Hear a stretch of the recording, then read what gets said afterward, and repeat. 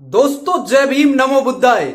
मैं आज इस वीडियो में आपको वह घटना सुनाने वाला हूं जिस घटना को सुनकर आपके पैरों के नीचे से जमीन खिसक जाएगी।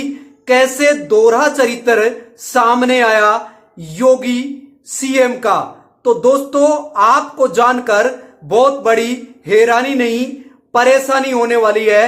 कैसे जाति के दंश और धर्म की चाशनी में लिप्त होकर और वोट बैंक की राजनीति को नया आयाम देने वाले योगी आदित्यनाथ के बारे में दोस्तों बड़ी सदन के अंदर किस तरीके से विलाप करती विधायक समाजवादी पार्टी प्रयागराज से पहली बार नहीं, दूसरी बार नहीं, चौथी बार समाजवादी पार्टी से प्रयागराज के प्रतापपुर से विधानसभा से जीत कर आई विधायक का विलाप आप सुनेंगे तो आप भी दंग रह जाएंगे।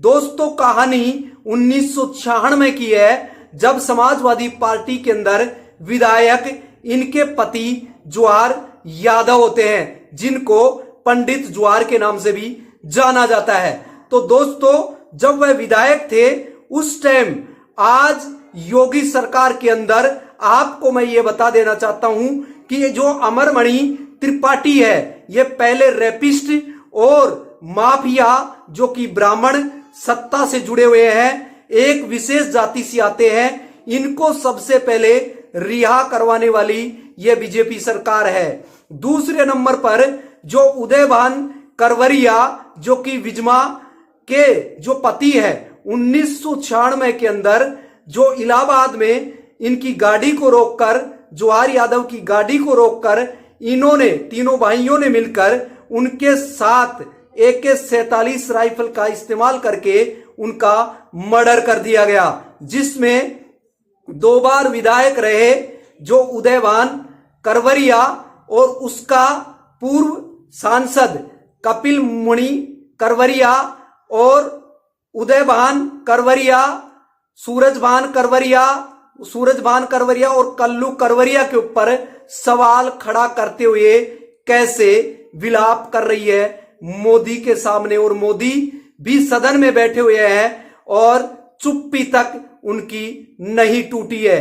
तो दोस्तों सुन लीजिए पहले तो इस विधायक का वह विलाप जो कि आप सुनकर दंग रह जाएंगे। पहले तो सुन लीजिए किस तरीके से यह घटना को अंजाम दिए। और आज सदन के अंदर अगर आम व्यक्ति होता तो बोल नहीं पाता, लेकिन अगर ये विधायक है तो अपना दर्द कैसे विलाप कर रही है और योगी को जूं तक नहीं रेंग रही है।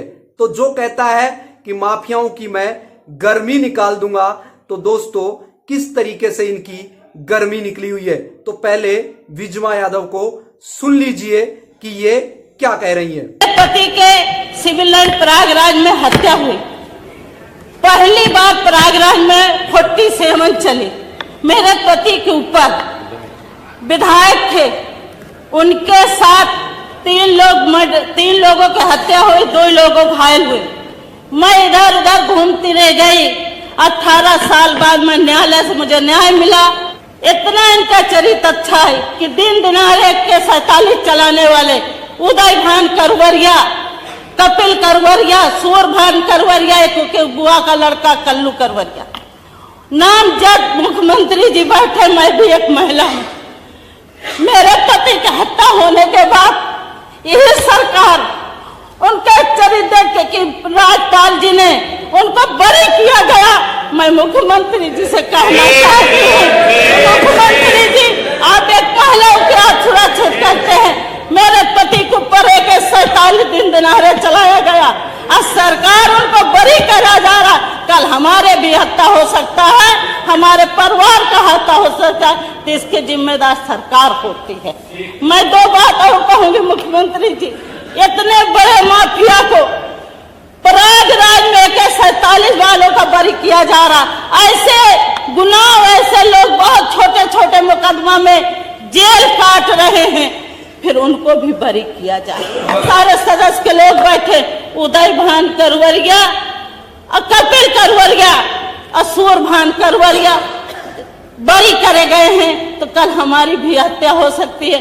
मैं आज गुहार लगा रही हूँ कि हमारा सुरक्षा आपके हाथ में। तो दोस्तों, आपने सुना विजमा यादव का ये जो पीड़ा है उनको सुनने के बाद में आपको कैसा लगा? अगर आप विजमा की जगह होते तो आप भी दंग या दन आपके पैरों के नीचे से जमीन खिसक गई होती। तो दोस्तों, मैं अब आगे बताने वाला हूं विजमा यादव का जो पति है जवाहर यादव, जिसको पंडित जवाहर के नाम से भी जाना जाता है, जो कि समाजवादी पार्टी से विधायक रहे हैं और 1996 के अंदर पहली बार AK-47 से इनका मर्डर किया गया, जिसके अंदर पूर्व विधायक 2 बार जो जीत कर आए हैं, उदयभान करवरिया और कपिल मुनि करवरिया पूर्व सांसद, और इसी के साथ उदयभान के साथ सूरजभान करवरिया और कल्लू करवरिया का सवाल खड़ा करते हुए, जैसे ही इन्होंने सवाल खड़ा किया सदन के अंदर, तो दोस्तों सब लोग यहां पर हैरान हो गए। लेकिन कहानी यहीं खत्म नहीं होती है। कहानी वोट बैंक को बचाने की होती है। अगर जैसे इसी कहानी को मैं बताऊं आगे जाकर, तो जैसे इस मोदी सरकार के राज में यूपी के अंदर जो गुंडागर्दी चल रही है, एक खास जाति और धर्म विशेष के लोगों को बचा लिया जाता है। कैसे? क्योंकि 4 नवंबर 2019 को 23 साल बाद में कोर्ट ने सजा सुनाया उदयभान करवरिया को और इनके भाइयों को उम्र कैद की सजा सुनाते हुए ये कोर्ट ने उम्र कैद की सजा सुनाई। और उम्र कैद का मतलब होता है दोस्तों आजीवन कारावास। इसका मतलब मृत्यु के उपरांत तक उसको सजा होनी चाहिए। लेकिन 2016 से ये उदयभान करवरिया जेल में रहते हैं। 2018 के अंदर जैसे ही बीजेपी सत्ता में आती है तो कोर्ट से याचिका करते हैं कि इनका अच्छा आचरण है और इन्हें रिहा कर दिया जाए। लेकिन कोर्ट ने रिहा ना करके इनकी अर्जी को खारिज कर देती है और उम्र कैद की जो सजा होती है वो बरकरार मुकम्मल 4 नवंबर 2019 को कर देती है 23 साल बाद में। तो दोस्तों, जब फिर बाद में कोर्ट ने याचिका खारिज कर दिया तो कैसे तैसे करके, क्योंकि ब्राह्मण जो ठहरे कातिल और मर्डर करने वाले, तो खास सत्ता से जुड़े हुए इन लोगों को बाहर निकालने का ये फिर षड्यंत्र रचते हैं योगी जी, और इनको बाहर निकालने के लिए पहुंच जाते हैं राज्यपाल के पास में। तो 2024 के अंदर राज्यपाल से अच्छे आचरण का हवाला देकर 2024 में इनको रिहा करवा देते हैं। तो दोस्तों बताइए, 2016 से लेकर 2024 में मात्र 8 साल के अंदर जो उम्र कैद जिनको सजा सुनाई गई है वो रिहा हो जाता है। तो दोस्तों, गुंडाओं को पनाह देने वाली अगर गवर्नमेंट बीजेपी सरकार है और यहां पर योगी जिम्मेदार है, तो दोस्तों आगे इसी कहानी में आपको मैं ये बताऊंगा, अगर समाजवादी पार्टी से पूजा पाल होती है, वो भी पिछड़ा वर्ग से आती है, और इधर ये विजमा यादव है, ये भी पिछड़ा वर्ग से आती है, तो SC ST OBC के ऊपर ही अत्याचार क्यों होते हैं? जब आपको बता रहा हूं कि इसी के ऊपर एक सवाल खड़ा होता है कि जब विजमा यादव के पति को ब्राह्मण कोई खत्म कर देता है तो उसको खास जाति विशेष से होने के कारण से उनको बाहर निकाल देते हैं, क्योंकि ये वोट बैंक की राजनीति है। लेकिन यहां पर सवाल ये खड़ा हो रहा है कि जैसे पूजा पाल का पति को मर्डर कर दिया जाता है, महज 9 दिन शादी के होते हैं और 9 दिन बाद में ही अतीक अहमद और अशरफ ने दोनों ने मिलकर उनके पति को खत्म कर दिया, पूजा पाल के पति को खत्म कर दिया। तो दोस्तों अतीक अहमद और अशरफ को जेल के अंदर मार दिया जाता है या मरवा दिया जाता है। लेकिन ऐसा दोहरा चरित्र योगी का सामने आया है। जब उनको मरवा दिया जाता है, जब मर्डर करने वालों को जेल की कस्टडी के अंदर मार दिया जाता है या मरवा दिया जाता है, तो फिर उतना ही गुनहगार कौन है? उदयभान करवरिया, कल्लू करवरिया, सूरजभान करवरिया, कपिल मणि करवरिया। तो दोस्तों उतने ही जिम्मेदार ये भी हैं। तो फिर इनको उम्र कैद की कोर्ट द्वारा सजा हुई है, तो फिर इनको अच्छे चरित्र का हवाला देकर बाहर कैसे कर दिया? तो इसीलिए सवाल खड़ा ये होता है योगी के ऊपर, जब ये कहता है कि मैं माफियाओं की गर्मी निकाल दूंगा। तो दोस्तों अब गर्मी किसकी निकल गई? जब बड़ी सदन में जब विजमा यादव ने अपने पति को कहती है कि मैं एक महिला हूं और मैं अच्छे तरीके से जानती हूं और मेरा दर्द आप सुनकर, जब आप उनको उम्र कैद की सजा होने के बाद में अगर आप उनको वापस जेल में नहीं डलवाते हैं तो इसमें आप जिम्मेदार होंगे।